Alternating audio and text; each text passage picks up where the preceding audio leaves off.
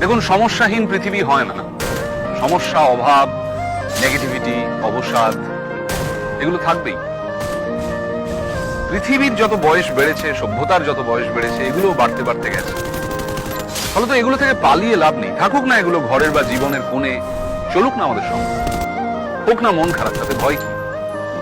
মনের জানলাটা এত বড় করে রাখতে হবে যাতে সেটা খুললেই অনেকটা আলো এসে পড়ে। নাটক শেষ হওয়ার আগে স্টেজ ছাড়বেন না।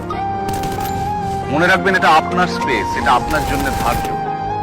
কমেডি হোক কিংবা ট্র্যাজেডি, এই জীবন নাটকের নায়ক আপনি, নায়িকা আপনি।